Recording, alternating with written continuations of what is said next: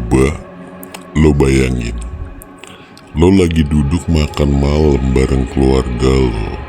Tiba-tiba lo sadar, daging yang lo kunyah bukan daging hewan, tapi daging manusia. Gila nggak? Gue juga dulu nggak nyangka kejahatan sekejam ini beneran ada. Tapi inilah fakta kelam yang jarang dibicarakan, yaitu kanibalisme. Sebelumnya perkenalkan, nama gue Baron, dan gue mantan narapidana yang sudah 3 kali keluar masuk dari penjara. Baru 5 bulan lalu, gue bebas dari balik jeruji besi itu. Dan gue bersumpah, catatan-catatan kelam ini gue buka bukan buat glorifikasi, tapi biar masyarakat sadar bahwa dunia kriminal itu nyata dan bisa nelen siapa aja kalau kita lengah. Percaya sama gue, tema ini bakal bikin lo merinding. Jadi, silakan lo simak sampai habis.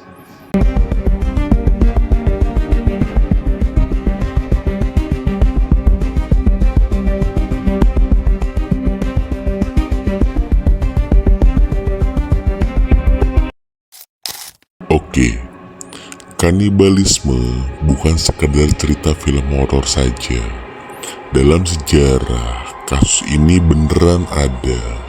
Dari suku-suku purba hingga kasus modern seperti Jeffrey Dahmer di Amerika Serikat atau kasus Sumanto di Indonesia yang sempat bikin geger satu negeri. Data dari beberapa jurnal kriminal menunjukkan kanibalisme sering muncul dalam 3 motif, yaitu ritual, survival, dan kriminal sadis.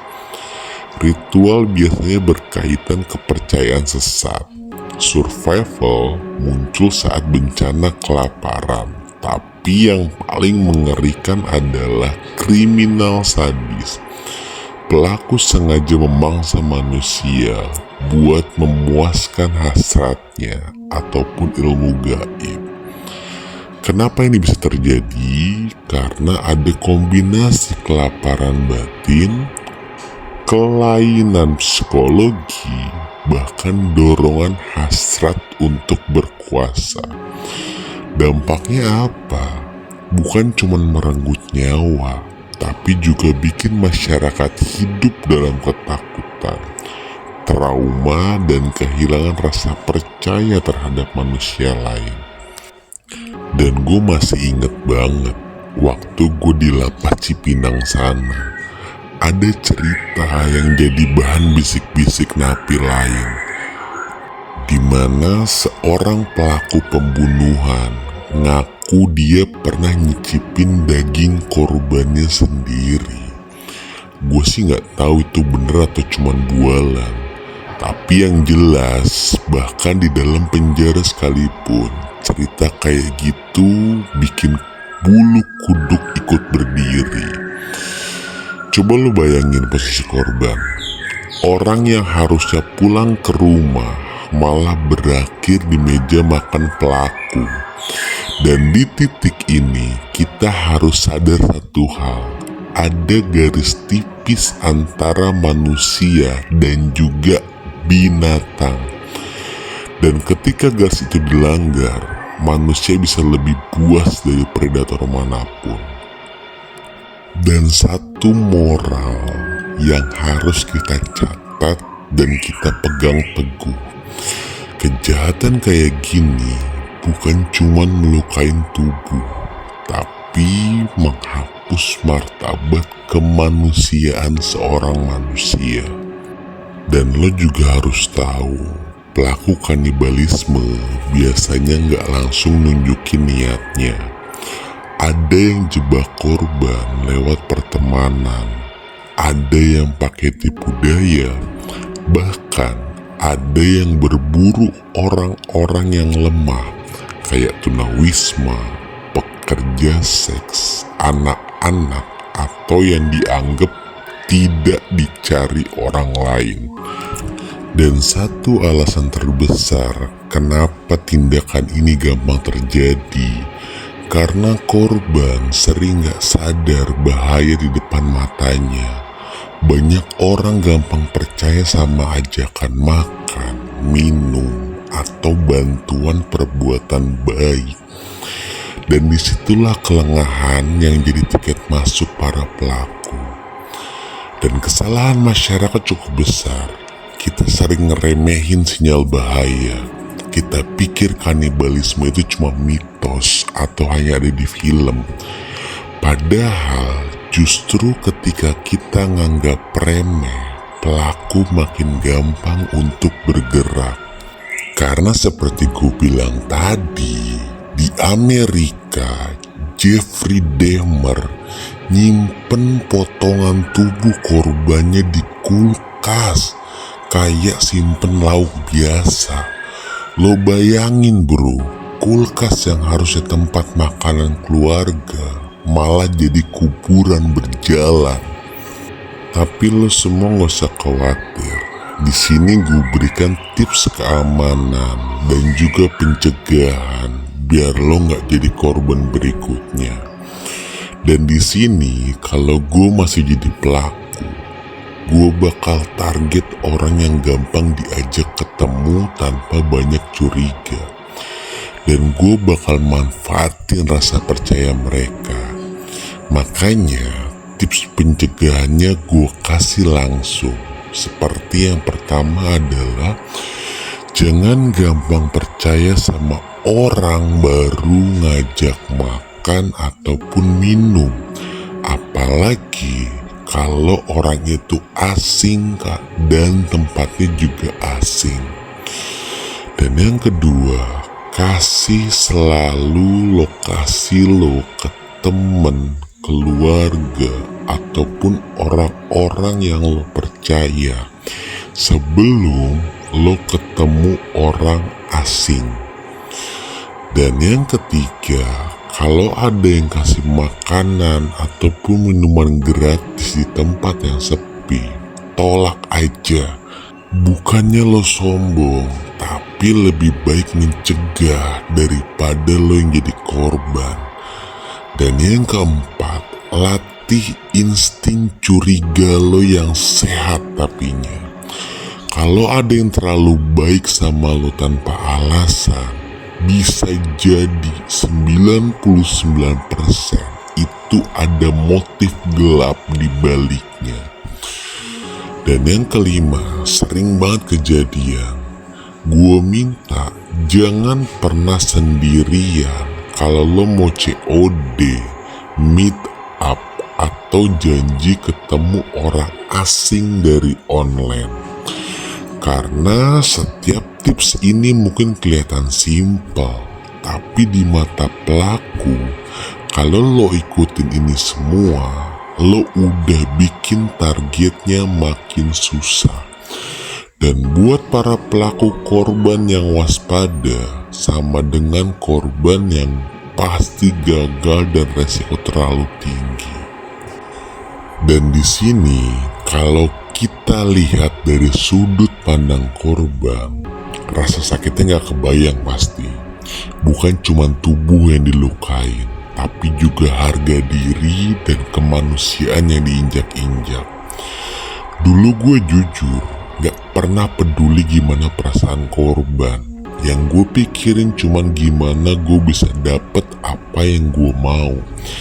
Tapi setelah gue kehilangan orang terdekat gue pas gue di penjara sana, baru gue sadar rasanya kehilangan. Itu kayak potongan jiwa lo ikut diambil paksa.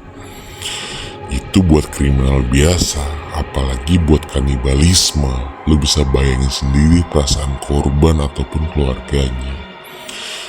Dan ya, kejahatan ini kadang gak cuma bikin korban menderita, tapi juga meninggalkan luka panjang buat keluarga korban pastinya.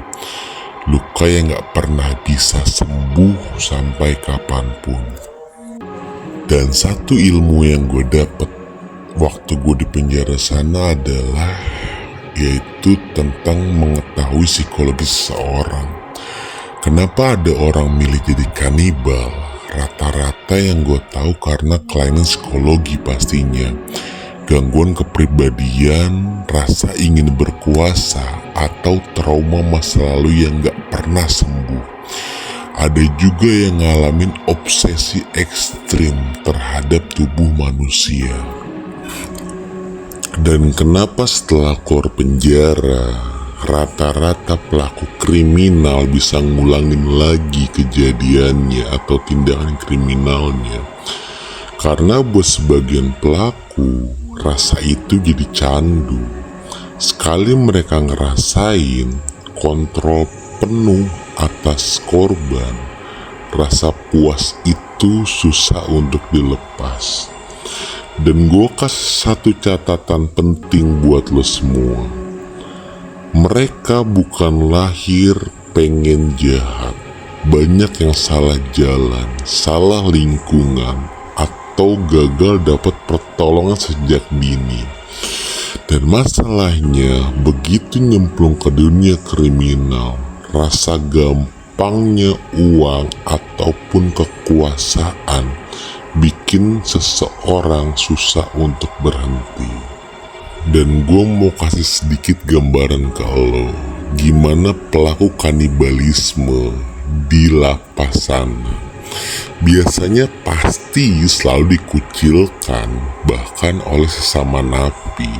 Karena di dunia kriminal pun ada beberapa batasan yang gak bisa dilewatin, kayak tentang perempuan, KDRT, anak-anak, ataupun sejenisnya. Jadi, orang bisa terima maling, bisa ngobrol sama perampok, tapi sama kanibal, semua menjauh. Karena nggak ada yang tahu apa yang terjadi kalau mereka lagi marah. Dan hukum di negara kita, jujur, masih sering lebih keras ke kasus-kasus kecil dibandingkan kasus-kasus besar. Padahal untuk kejahatan sekejam ini, hukuman maksimal seharusnya bukan sekedar memenjarakan, tapi juga memastikan adanya rehabilitasi psikologi yang baik dan benar. Kalau enggak, resikonya pas keluar, mereka pasti balik untuk ngelakuin lagi kesalahan tersebut. Dan ya, mungkin sekian aja video kali ini dulu. Ingat teman-teman, kanibalisme mungkin kelihatan jauh dari kehidupan kita, tapi pesannya jelas. Kejahatan bisa muncul dari sisi paling gelap manusia. Masyarakat punya peran penting di sini. Waspada, peduli sama sekitar, dan jangan biarin orang hilang tanpa suara. Channel ini gue bikin bukan buat glorifikasi. Gue gak mau kejahatan dipuja-puja. Tujuan gue cuma satu, edukasi dan edukasi, biar lo dan masyarakat gak jadi korban. Dan kalau bisa, biar kita semua sama-sama bantu nurunin angka kejahatan. Kalau lo ngerasa video ini bermanfaat, jangan lupa like, komen, dan subscribe. Karena semakin banyak yang tahu, semakin sulit buat para pelaku kriminal sembunyiin modusnya. Dan gue tutup catatan ini dengan satu kalimat, yaitu ketika manusia tega memakan manusia lain, itu tanda bukan cuma tubuh yang lapar, tapi juga nurani yang mati. Dan jangan biarin nurani itu ikut-ikutan mati. So, sekali lagi nama gue Baron, sampai jumpa di video kejahatan lainnya. See you, bye-bye.